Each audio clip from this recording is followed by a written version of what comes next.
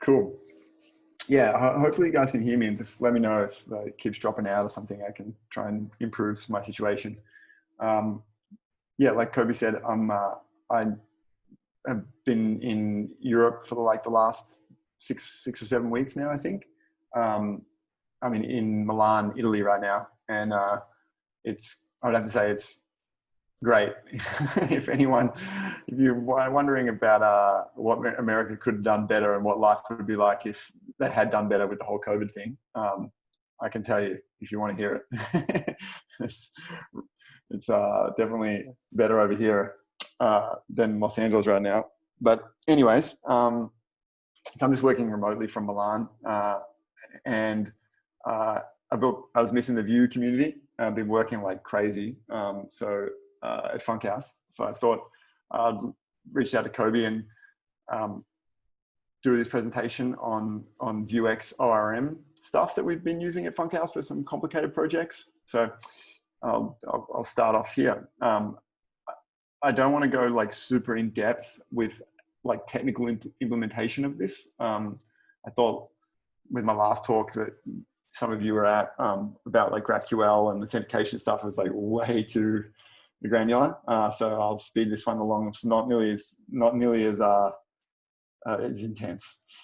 So I was working on this big project for a project management app that we've done like a joint venture with at Funkhouse, and it has like a lot of really complicated data structures.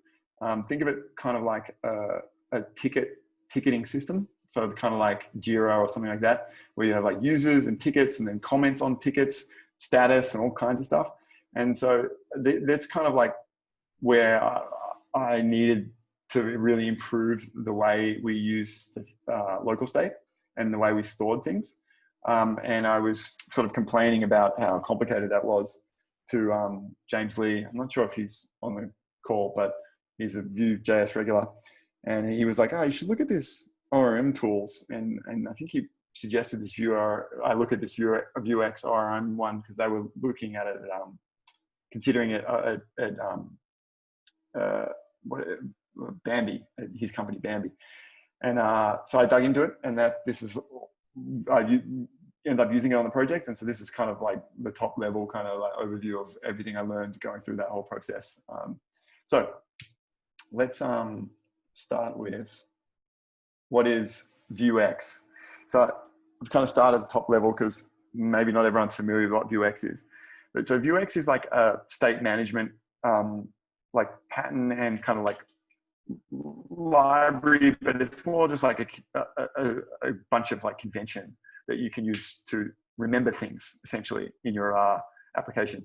So, think about it like the way a component has its own sort of data, like what I'm saying here, but it's actually the whole app has its own set of data. It's very, very reactive. So like everything in Vue, you change it in one place, it changes throughout everything. You don't have to worry about updating stuff or anything like that, or like polling it or anything. It just works. It's great for that. It has great support with all the Vue developer tools. So you can kind of inspect it and see what's happening, and it's very easy to kind of understand. When you should use Vuex, generally it's for like state management from a UI perspective. So like, is the menu open or closed? You might change components, but you want the menu to stay open, or you want the header to be a different color as things move around or whatever. Remembering things like a referrer, like I came from this page. So if I have like a back button, like where am I going back to? You might want to remember the previous page you were on. We use it also for like storing user data, like, someone's name, like Drew, like my little profile picture in the corner, something like that. Or if you want to pass data between very separate components. So like not necessarily a parent-child or something like that, more like completely separate components want to have some kind of like connection.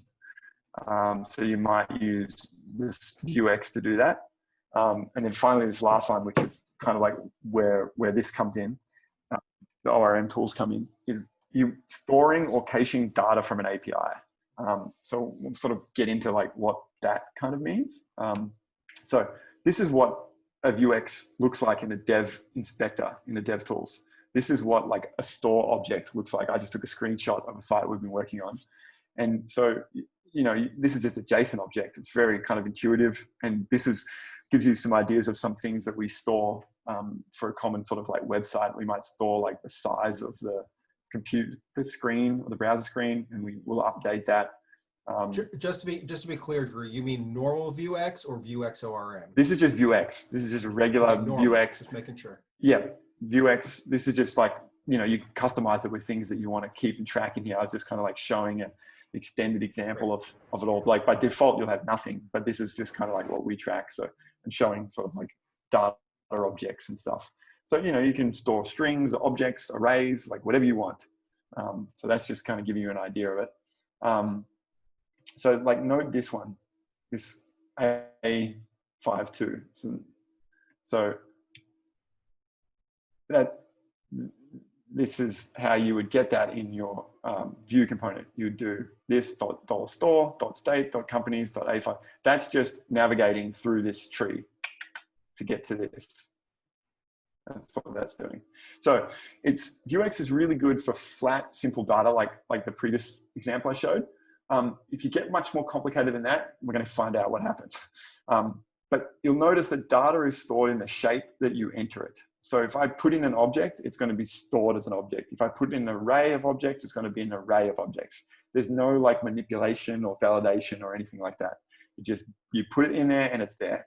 So if your API gives you something unexpected, unless you handle that in some way, it's going in the store. So like if your API like went down or, you know, had some mistake, you're going to store that mistake. And it can be like really hard to detect that kind of stuff. And so you can only retrieve it, like I said, so through the top level key. So you have to sort of start at like the top somewhere, companies or, you know, site meta or like, you know, so if it was a really deep structure, like you kind of can predict what the problem becomes, right? Like trying to get down this super deep structure. And you can only go in it from that one direction, so top down, without some help. So what happens when you have an API that returns relational data? And so what relational data is something like this. So it looks like this. This would be like an array of post objects, for example. So I've got a post, I might have an author that goes on the post and then comments that relate to that post. This was similar to the big project we were working on that had like tickets with authors and comments and all kinds of stuff. So you kind of have this shape, right? And then so on, like, you know, it might have 50 of these or more even. So that you can see that like what would happen if I store all of these as posts and I want to query them by a certain user, like give me all of the posts from user number 1 or give me all the comments from user 2. There's like no really convenient way to do that without having to write like your own custom sort of like filter function or something like that.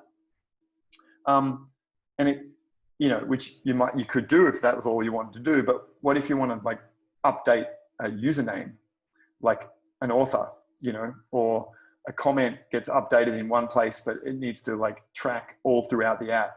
Like very common with users, like a user logs in and changes their name, and you might be displaying that username in 10 different places, and it might be associated with 20 different posts. And so are you going to like loop through all of the posts in your store and try and replace the name, like based on some find and replace mechanism? It gets really, really intense really quickly. So what you really want to do is break up the data and what they call normalize it. So in an ideal scenario, your data would look like this. You'd have posts sort of separated, comments separated, and users separated. And then you would want to have some way of referring these together so that you knew like this comment related to this post, this author belonged to multiple posts or whatever, you know.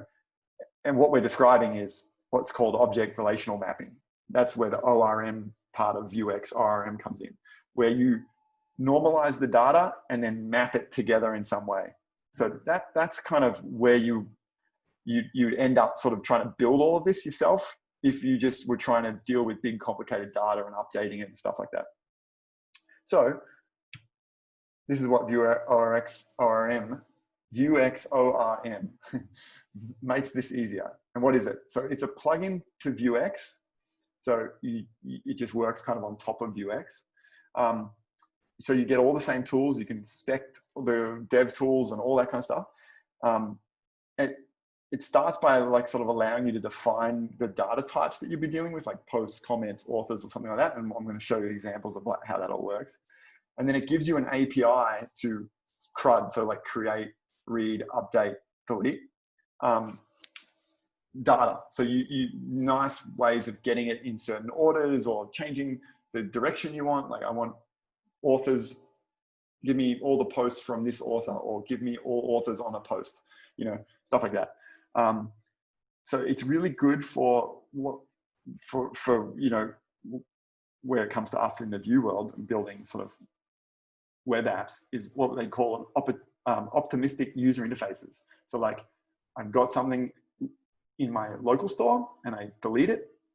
You want to, like the UI would want to respond instantly to that deletion request or like a change of an order. And then you'd want to commit that to the store, like to the server somewhere. And then if nothing went wrong, just leave it at that. You know, if they tried to delete something that they couldn't delete and you didn't capture that on the front end, your server might return like an error, and then you would want to backtrack and like undelete it essentially. So that's where like having like really good delete routines and stuff like that don't just come like standard with Vuex. You want something like this for that. And it works great with Vue, obviously, and Nuxt as well, which is, we used it with Nuxt. Just works great. And it comes with a whole bunch of its own plugins and stuff, which I'll talk a little bit later as well. So you can extend it, and there's some cool stuff that ties in with Axios and GraphQL as well. So step one, this Kobe said he wanted to make sure that I included code. So here we go. Step one is to use this, you need to define what I've referred to previously as data types. So like posts, comments, authors, stuff like that. But what they call models, and that's kind of like the right terminology. It's models or tables. You'll see it written as tables sometimes as well. And essentially this is kind of like, you know, it's very databasey kind of stuff, but it's essentially just JSON objects, and you're just defining like what a post can look like and what shape it has and some validation it has. So you can see like here, you're saying like, okay, the title is an empty string by default, or a body empty string. There's all different types here. You can set like numbers and all kinds of different things. Very similar to the way you'd like define default props. And then you can define relationships between things. Now, there's like 5 or 6 different types of relationships that things can have, but I'm just showing you sort of like a basic one here that you use a lot, which is this comment. This is a post that has many comments. So, you know, a post might have 50 comments, but a comment will only belong to one post. You know, so it gets a little bit kind of mind bender when you start kind of trying to map all this stuff out. So you'll see here, like what this is saying is like this comment, this is the model that it relates to. And then you need to store on this comment some relationship back the other direction, saying, okay, this belongs to this post. And so you kind of have to tell it, like use post ID to remember the connection. So it's kind of like has many and then one direction back the other way. So you kind of do a lot of this sort of stuff in the setup phase. But this is you only do this once at the beginning, and you set it all up, and then you don't touch it. And the advantage of this too is that it validates everything, and so you can't commit stuff to the store that's not included here. So like if I tried to tried to push a comment that might have some incorrect data, it would just ignore it and it wouldn't end up in the store. So step one. Drew, if I just add, so I just want to be clear, for anybody who doesn't know backend or kind of full stack development in general, this is like verbatim what you would do in the back end of any other framework, whether it was Django or Rails or anything else. So they're basically bringing all of this logic to the front end, so it just probably maps better to the back end. So I just want to add that to somebody who only knows, you know, the front end. Like this is exactly how you think about all the different tables in your databases, essentially, and like how you would map them together. You know, one table has many children.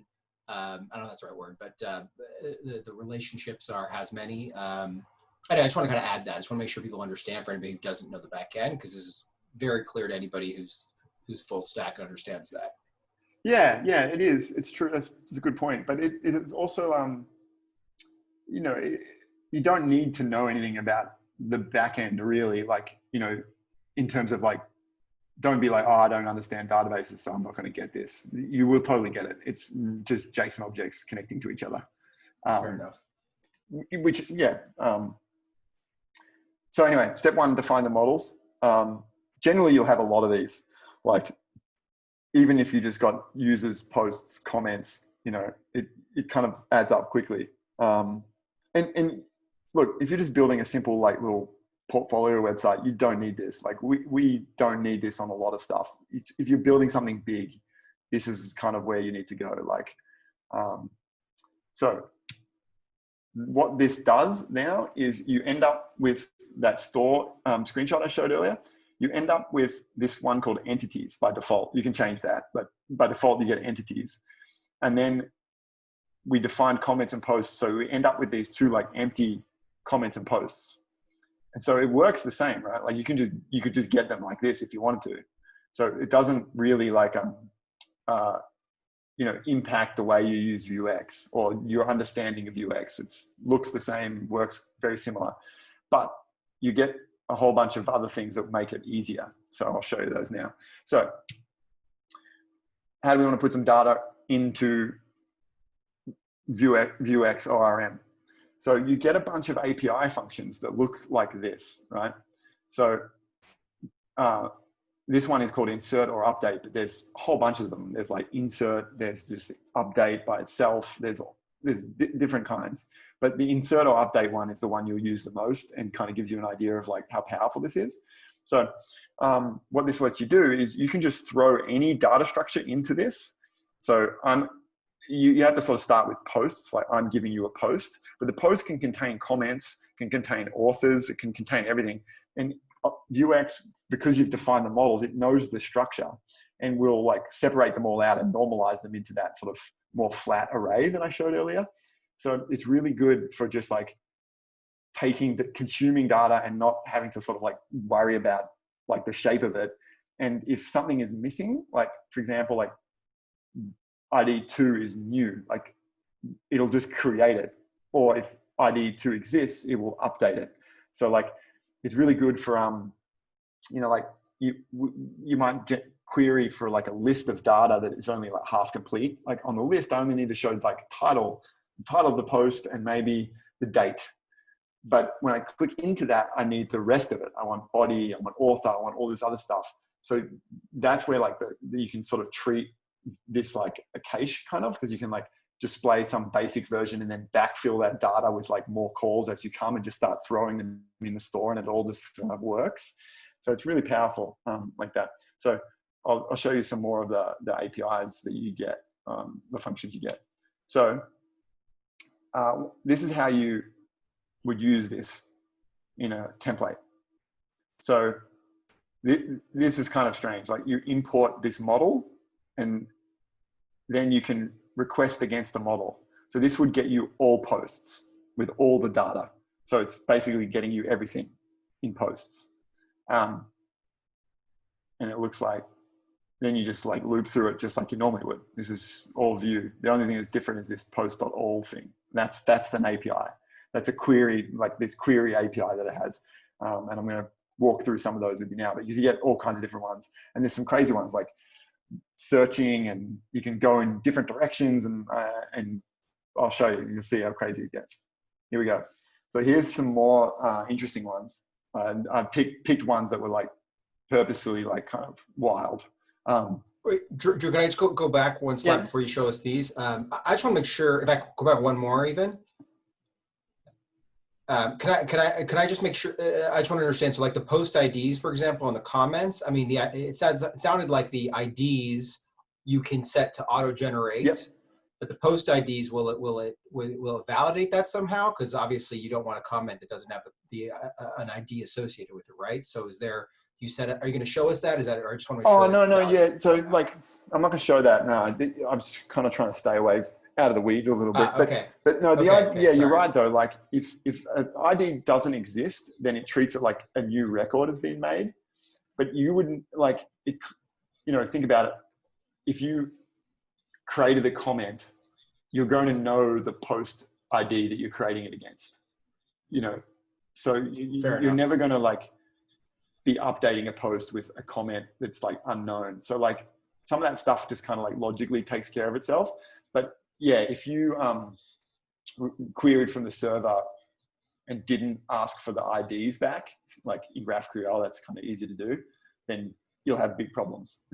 You definitely want to track the ID, or just, make sure that at the minimum you're getting the IDs. I guess I was thinking like if there was something that trying to think of there like some other table that you need to associate it with. I'm assuming there's some sort of validator on there. No, you can say like must have. Comes back to the models here. So that's all the validation that you would need to do in this scenario, and if you had like a user that was on a post, it would be very similar. Like a user can have, it would just be the other way around. Like a user can have many posts, and a post can belong to many users. Well, no, the other way around. Sorry, post can belong to one user. So you can kind of like define them in any direction you want. Depends on like, how you're planning on. So contextually, it'll kind of fill it. Yeah.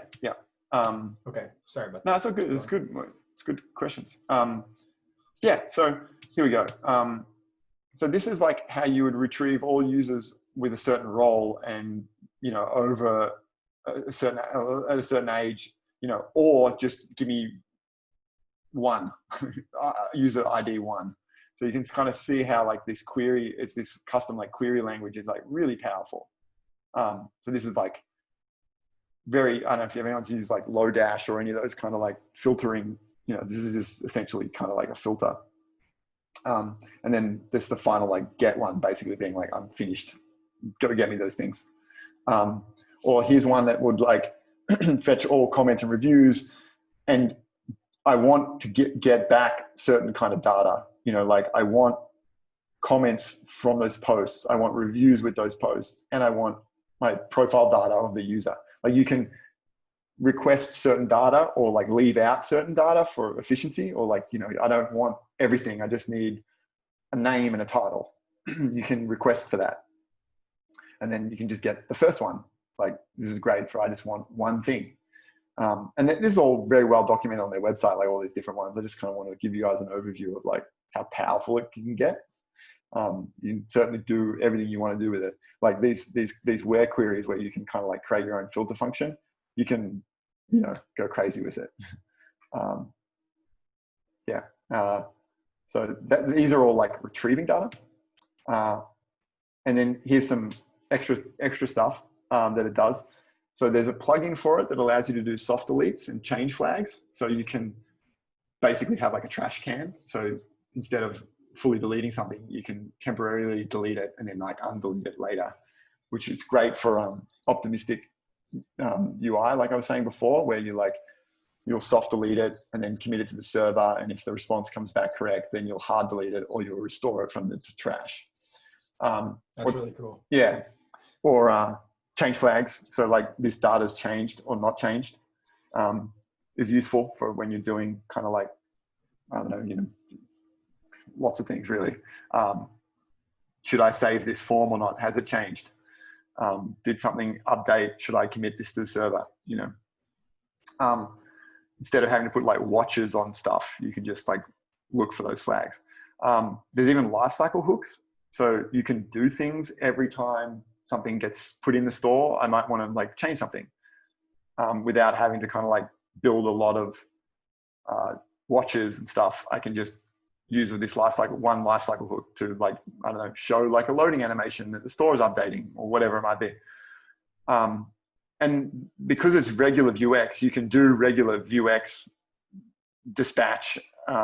It's getting a little complicated, but if you know Vuex, this is very common kind of like pattern where you'll like dispatch an action to update something. You can do all of that with this too. It just has like a couple extra fields that you have to be aware of, but it's all documented.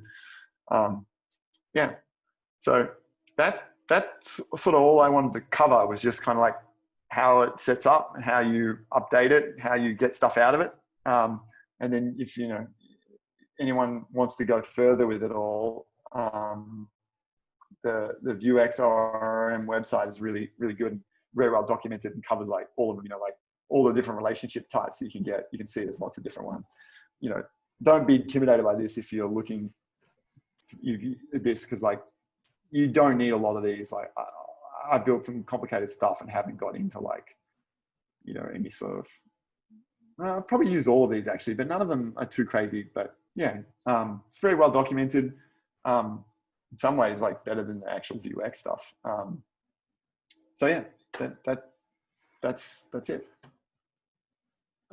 Very cool. Question for you, what are you using on the back end with this particular app? So this one was using GraphQL on the back end, which actually they have a plugin for GraphQL that's supposed to like kind of like map all of it together without you even really having to like understand the server. You can just kind of do some crazy stuff like just this, and it will actually do the GraphQL part. You won't even have to like populate the store. It goes and does it for you. But I don't know, that kind of got real scary for me. I felt like that was the whole point of GraphQL is to like be really efficient with what you're querying for. So like this in GraphQL could get you like everything. And I would want to have much more control over like what I'm pulling off the server.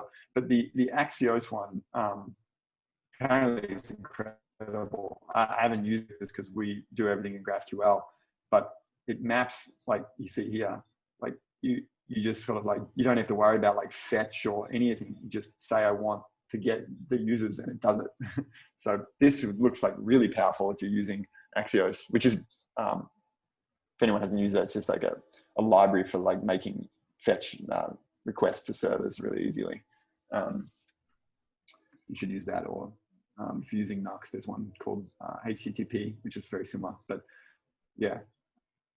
I guess part of the question I was asking was, I mean, again, I come primarily out of the Rails world, so I mean, this feels to me like, okay, so you could almost map this directly to the models of backend. I mean, I hesitate to say this, but it feels like you can almost circumvent the controllers. Like it's basically like exactly the way that the data would be from the models.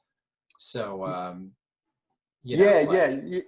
It's like you've written all that logic into the front end, so you don't even need the controller to then kind of put it in the model, right? I mean, it seems like it should be one for one almost.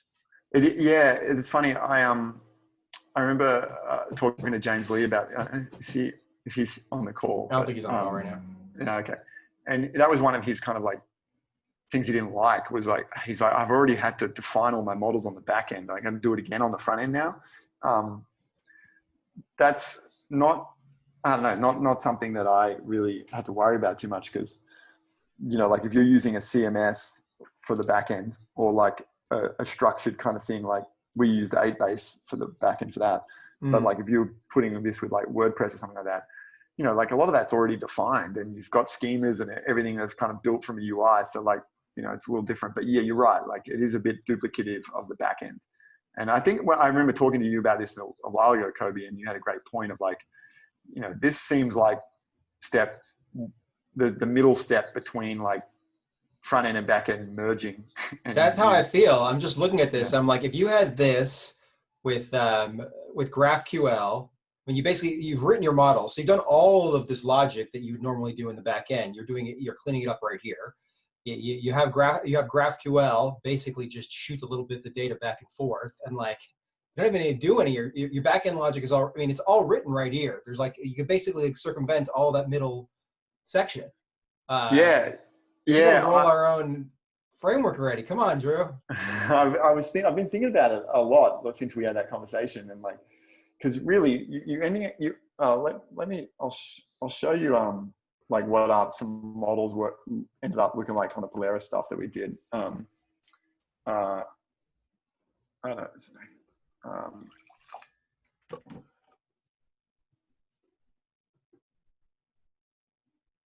So like, I changed my entities to be database.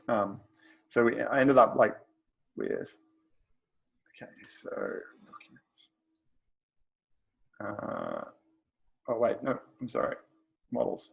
Here we go. So like a user model. So this is kind of like where this ended up. This is a bit work in progress, but you know, if you could import this model and create a table in, especially it'd be very easy in like a Mongo or like a NoSQL kind of database, you know, or you could go even more with it. I mean, SQL. it's literally tables already, right? I mean, yeah, you could. So you could just go straight like SQL Lite or something like that. If you could import this model and then create a table from it and then generate an API based off those tables, like you're done.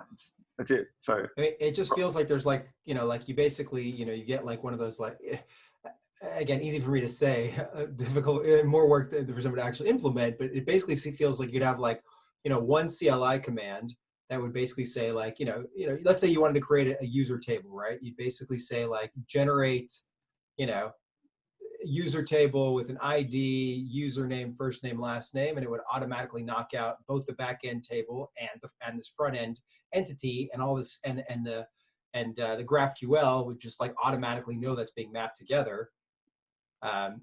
It just feels like it's so close. It's like so converging that like we're just going to cut out a big section of the work in the middle at some point. Yeah, I hope so.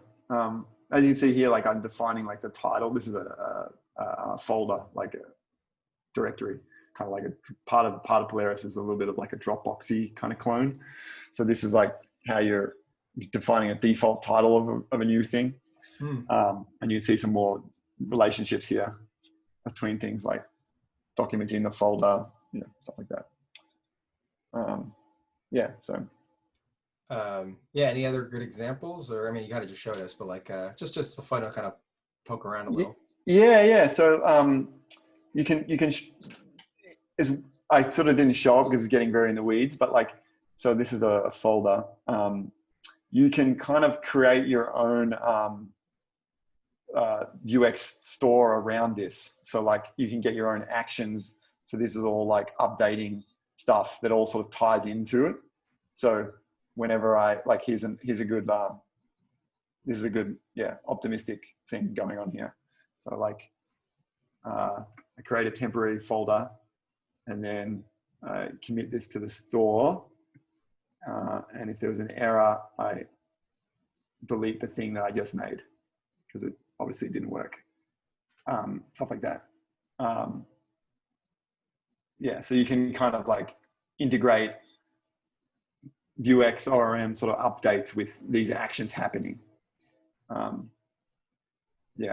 So the big reason why I moved to this, because Apollo is getting in the weeds again, but Apollo has so Apollo is like it's a way of getting data from GraphQL. So it's like a library for interacting with the GraphQL server in a nice way. But it ships, I'm trying to show you like here we go. It ships with what they call Apollo local state, which is kind of like because Apollo came out of React.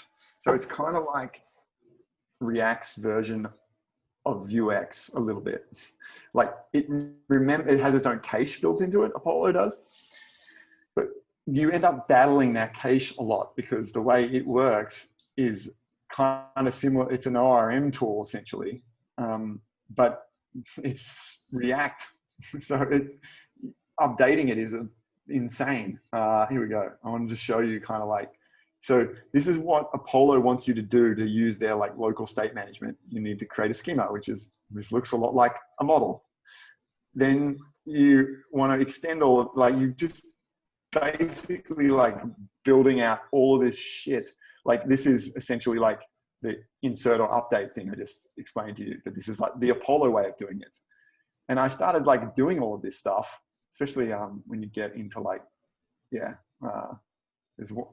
we go. Like this kind of stuff where you're just like, this is way easier to do this with Vuex. And that's kind of like where I ended up doing that, because I'm like, this is some React bullshit that I don't want to deal with. I already have a store that's really good at storing stuff and is like super integrated into Vue, and like, I just want to use that. And so that's where I gave up on Apollo and just went into embracing Vuex more, and it's been fantastic. So you're using so just to be clear, you're using VuexORM instead of Apollo, or using Vuex? I'm still using Apollo, but I'm just not using any of their like local cache stuff. I'm using Vuex for that. Got it. I feel like I have to translate every time you say it. Cache is what he's trying to say when he says cache. He's speaking he's speaking in Australian. Yes, that's true. Yeah, so I could replace this is Apollo making the query, but you could use anything for that now that could understand GraphQL. So there's another one that we use now called GraphQL request. It's like essentially Apollo without a cache. So we use that for everything now, but this project still uses that. So, yeah. Very cool. Do you, I know this is like, I think that this repo is actually like a production repo that you're not sharing necessarily, but I wasn't sure if there's anything that you might suggest, either yours or somebody else is not with VuexORM. No, I don't have anything open with VuexORM that I could. If I find something, I'll post it. But I would just say that the documentation is really good, so you definitely figure it out from here. Very cool. Does anybody have any questions? I mean, you guys can unmute yourselves and please jump in. I just wanted to know where I can find the recording of the presentation. Sure. Looks like you're recording. Yeah, I'll send it out via email and the on the meetup group. And there's also, for everybody, you should know, we've got a Vue.js LA YouTube channel, and I've been recording all of these last ones for the last few months, so you guys can all check it out there. Cool, awesome, thanks. Anyone else?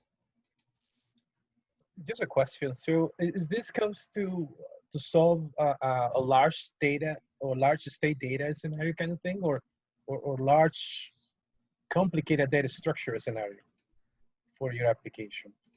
That's why you went this route. Yes. Yeah. Yep. Got it. I'll actually show you like a great example. So this is the app that we used it on.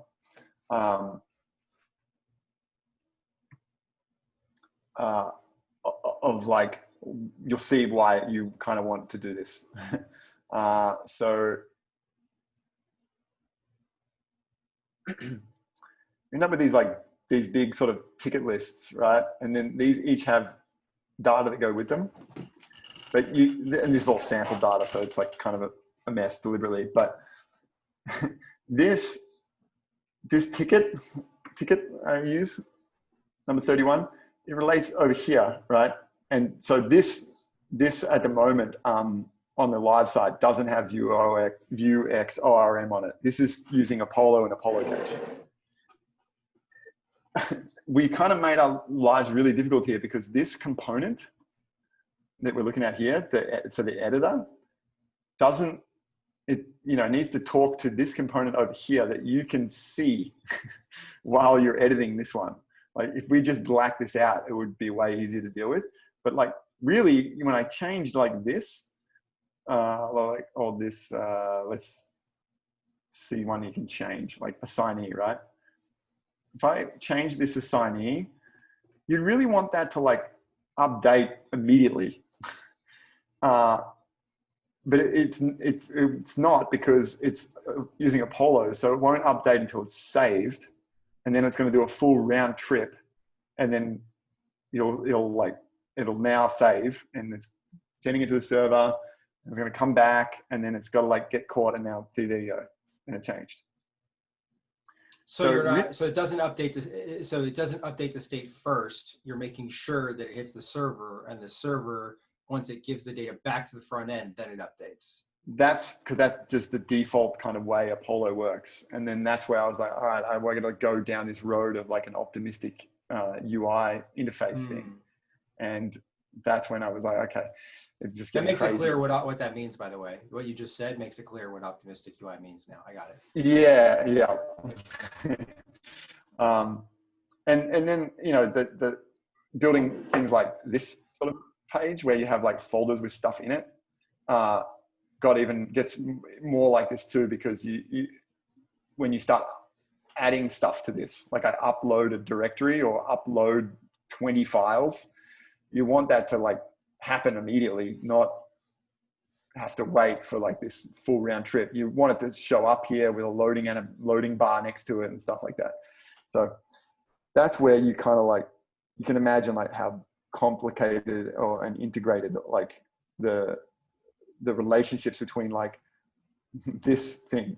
This is users, more users, states, tag types, you know, it goes crazy. Comments on it, documents attached to it. I mean, it kind of feels like doing a round trip kind of feels like it almost defeats the purpose of the shared state. Like the whole concept of the shared state is, you know, you're updating the username in your front end. It's going to immediately show up the 20 places the username is. So yeah. I get why they're doing it from that way, but again, it kind of ends up like, you know, kind of defeats the purpose, right? You shouldn't have to make that round trip, even though I see what it's trying to do with making sure the data is actually confirmed. But anyway, I think it's nicer this way. And with those flags, so it seemed really cool. What was the aside from the delete one? What was the other one? The dirty flags, like this data is dirty, which was like, if I'd done that from the beginning, this would be great, because like when I do this, I could mark this whole thing as dirty and save it right away, rather than having to like put a watcher on, like deep watch on this whole object, or like on each individual one, you know, and it gets really kind of messy. So yeah, I wish I'd sort of gone the Vuex. Well, so I'm refactoring a lot of this towards VuexORM.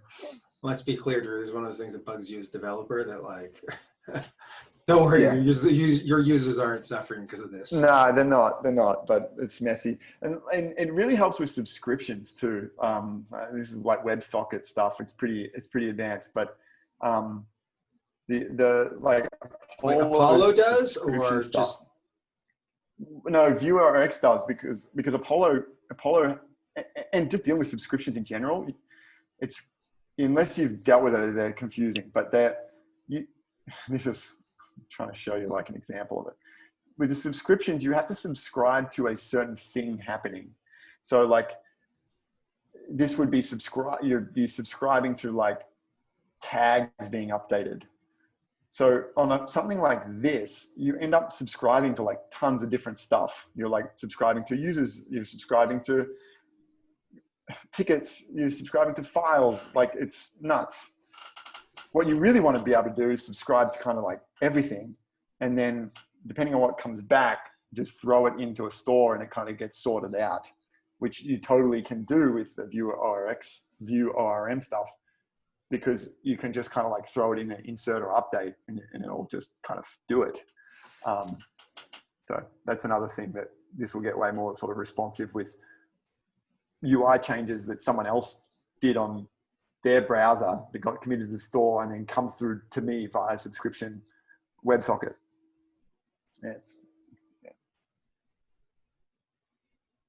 Pretty cool. So, this is a little off topic, but when you back into your documents area, where are you storing those documents? Is that just in your database like normal, or is it is it a separate? so this is all, yeah, this is all built on 8-base, and so this is using their file stack integration, which looks like dog shit. This is file stack. I hate file stack. It looks like this, and you can't change it. I'm not familiar, but okay. Yeah, file stack is essentially like an API-driven like file storage thing, but it's not good. Like don't use an it. API-driven version of a Dropbox. What you're saying? More like, you'll see, like it's more like yeah, I guess Dropbox. Yeah, but it's more just like for place to put files. Got it. Like classic. It's very confusing. They're yeah, it's not good, and I don't think you should use it unless someone's forcing it on you. But yeah, it's essentially like it's just a file server. It's a file uploading service, and kind of like Got encrypts it all for you and stuff. And Got it. Cool. Do I have one question? When are you launching Polaris? It looks really cool. Oh, this is live now. This is being used by a whole bunch of clients. It's a project management app for construction companies. So it's geared. So if you're building a building, then you should use this. It's amazing.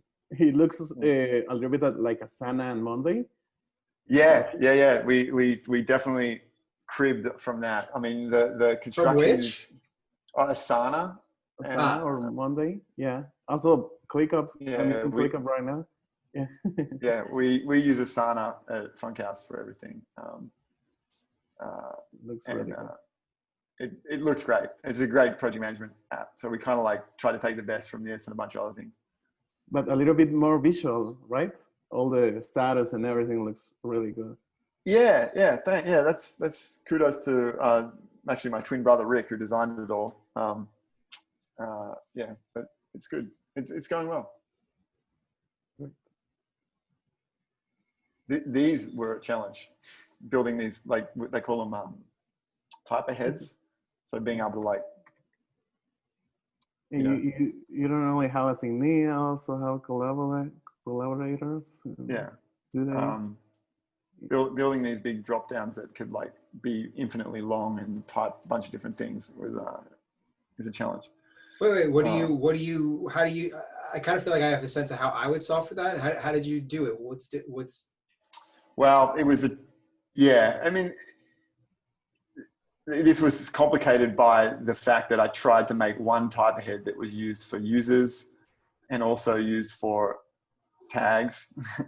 And there's a third state for it. And I tried to sort of all have one component that would do that. And it was, I'll show you. It kind of became a mess. No, but I'm just kind of curious of the logic, you guys. Is it difficult because you're essentially like asking for a JSON object of every single, Oh no, it's difficult. It was difficult from all the states that it could have. Like you could select one, you could select many. That's where it got tricky. The filtering part was easy. Yeah, that's what I was surprised you were saying, because the filtering is actually surprisingly easy with Vue. Yeah. The filter, it was because like this sort of stuff, right? Like if it was a tag, it's supposed to have look a certain way. If it was a user, it's supposed to look another way. And so it kind of got messy. But the, what you were getting at was, somewhere in here, selecting multiple users. Anyway, I'm not very proud of this one, but it works. That's the most important thing. So, excellent. Do we have any more questions? If you guys can all see at the top right is 4:01 a.m. Drew's time. So he started at 3 and now it's 4 a.m. his time. So he's a total trooper for doing this for us. So thank you. No worries, guys. If everyone would unmute yourselves for a second. Thank you, Drew. Thank you. This is great, Drew. Thank you so much. No worries. Thanks. Good to be back.